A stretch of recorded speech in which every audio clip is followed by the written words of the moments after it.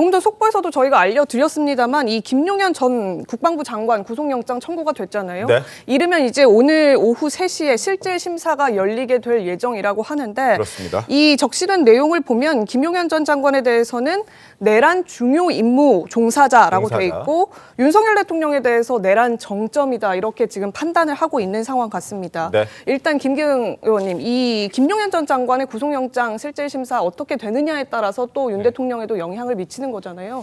어떻게 될 것 같습니까? 사실상 김용현 전 장관이 이번 계엄에 관련해서 기획을 하고 연출하고 뭐 지휘를 했다. 네. 현장에서 그런 얘기를 듣고 있는데 결국은 알려진 바에 의하면 그 포고문 있지 않습니까? 포고문 관련해서 본인이 작성을 했고 그다음에 실제로 건의를 했고 실제로 이루어졌는데 그 과정에서 대통령과 어떤 얘기가 오갈 수밖에 없는 상황 아닙니까? 예. 그리고 영장에도 보면 내란의 정점에 있다. 이렇게 대통령에 대해서 명시적으로 됐기 때문에 실질적으로 만약에 김용현 전 장관이 구속이 된다면 뭐 수사의 어떤 칼날은 대통령한테 갈 수밖에 없는 상황이고요. 예. 대통령한테 곧바로 가느냐 아니면 소위 말해서 김용현 전 장관이 지휘를 내렸던 현장에 있던 뭐 방첩 그다음에 뭐 특전 뭐 그쪽에 있는 관련자들에게 가느냐 동시에 이루어질 것 같은데 제 생각으로는 무엇보다도 그날의 그 상황에 대해서 국민들이 다 생방송으로 목도하지 않았습니까?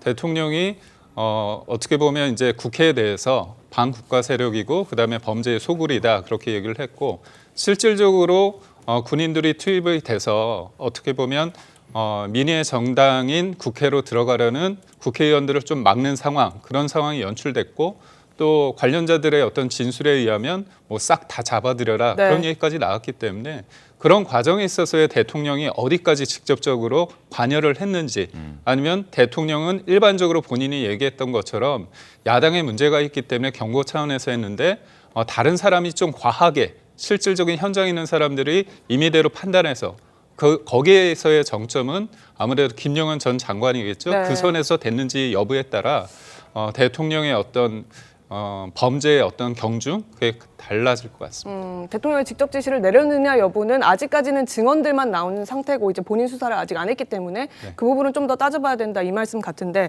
김용현 전 장관 같은 경우에는 본인이 지시했다라고 시인을 했어요, 손 변호사님. 그럼 김용현 전 장관은 적어도 구속영장 발부될 가능성이 더 큰 거라고 봐야겠죠? 굉장히 높습니다.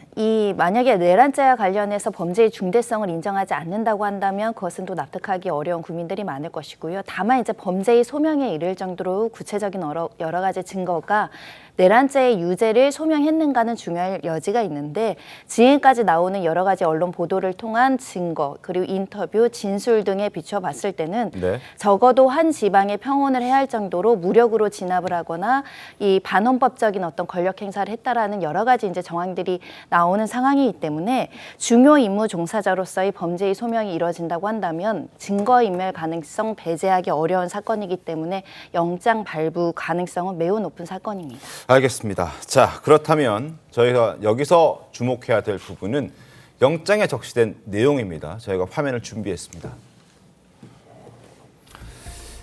김용현 전 국방장관의 구속영장 청구서 내용을 보면 이렇습니다. 김용현 전 장관 내란 중요 임무 종사 및 직권 남용 권리 행사 방해 혐의다.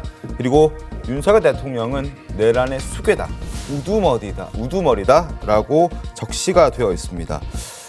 윤석열 대통령이 내란을 총지휘한 우두머리 그리고 참여하고 지휘하고 중요한 임무의 종사자 역할을 한 김용현 전 장관이라고 적시가 되어 있고 단순 관여자에는 아무래도 군 관련자들이 적시가 되어 있었습니다. 자, 이런 걸 봤을 때 정점에 윤석열 대통령이 있다라는 판단, 그렇다면 그 연장선에서 김용현 전 장관이 구속이 되고 그렇다면 나중에 윤석열 대통령 역시 구속의 가능성이 굉장히 높아진다라는 부분인 건데, 자, 여기서 영장 적시 과정에서 손정혜 변호사님 일단 우두머리로 이제 우두머리로 수개로 적시가 되어 있는데 어느 정도 의미 있다 봐야 되겠습니다. 네, 형법상 그 우두머리라는 표현이 법전에 나와 있는 표현입니다. 네. 일반적으로 저희가 사회적으로 쓰는 용어가 아니라, 그러니까 최종적인 책임자를 우두머리라고 이제 표현한다 이렇게 말씀드릴 수 있고요.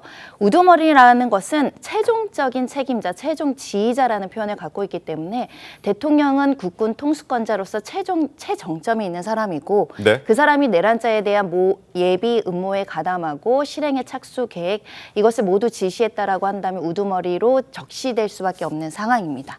이에 대한 명확한 증거는 이 포고령을 누가 작성했고 누가 가담했는지가 굉장히 중요한데, 이미 김영원 장관이 대통령과 협의해서 작성했다는 사실을 자백한 거나 다름없습니다. 공범의 자백은 공범의 유죄 판단에 유력한 증거로 사용할 수 있는데, 핵심적인 포고령을 윤 대통령이 보고받고 상의받고 지시 내렸다는 그 사실 자체가 우두머리로서의 구성 요건은 모두 충족할 수밖에 없다. 이런 점에 있어서 세세적으로 뭐 국회에 어떻게 들어가라, 어떻게 군 병력을 배치하라는 것까지 세세한 계획이 없었다고 하더라도 종합적으로 포고령의 내용을 보고받고 승인받고 묵인했고 심지어는 용인했고 지시했다라고 한다면 이것은 구성 요건에 모두 해당성이 있습니다.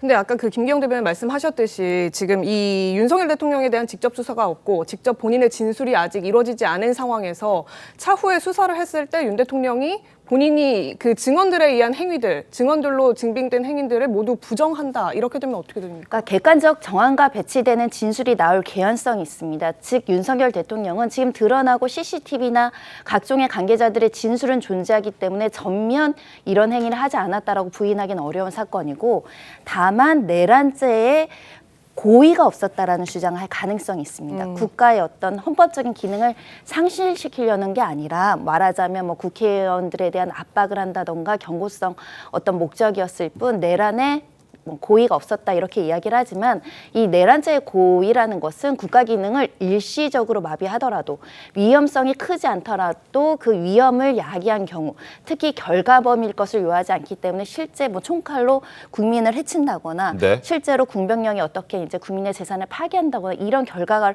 원하지 않는다고 하더라도 이 헌법 질서를 지키지 않고 무력으로 이렇게 무장 병력을 세우는 그 자체가 내란죄를 성립할 수 있기 때문에 네. 다른 관계자들 군 병력들의 진술과 불일치한다고 하더라도 정황상 그런 간접적인 또는 직접적인 증거가 제시되면 진술 없이도 유죄로 판단할 수 있는 사안입니다. 네.